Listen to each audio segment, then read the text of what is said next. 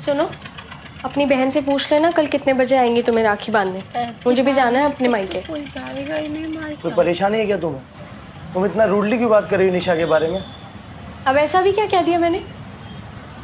कुछ तो बात है, वरना तुम अपनी बहन तो नहीं कहती, निशा दीदी बोलती। कोई परेशानी है तो बताओ। और ये बैंक से मैसेज आया कि तुमने एफडी तोड़वा ली है, मुझे कुछ बताया भी नहीं इस बारे में। ऐसी क्या नौबत आ गई जो तुम्हें एफडी तोड़वानी पड़ गई? कुछ हुआ नहीं है, मुझे पैसों की ज़रूरत थी तो मैंने एफडी तोड़वा दी।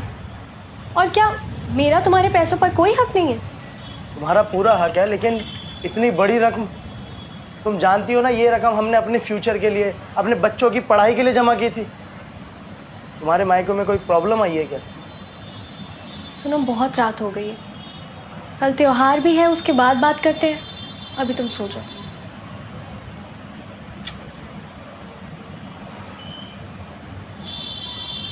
नमस्ते भैया, कैसे हो?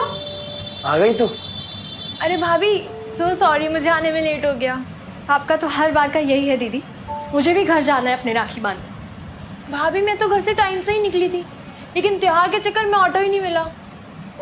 अरे निशा, तुम्हारे पास तो अपनी गाड़ी है, तो ऑटो से क्यों आई?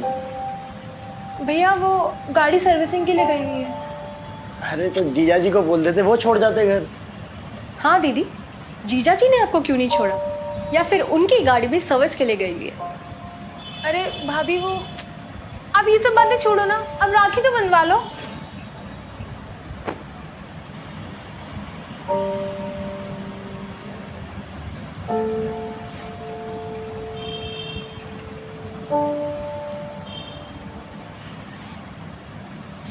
अब ये बता कि गिफ्ट में क्या चाहिए तुझे?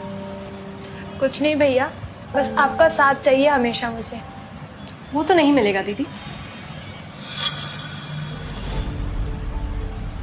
ये कैसी बचकानी बातें कर रही हो तुम?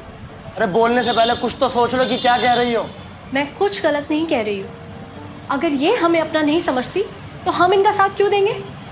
भाभी, आप ऐसा क्यों कह रही हैं? कोई गलती हो गई है क्या मुझसे? आप नाराज हैं मुझसे?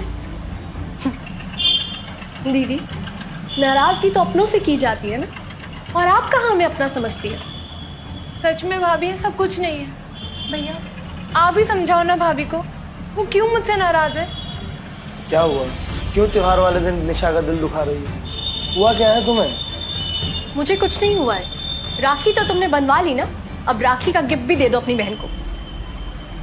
क्या है ये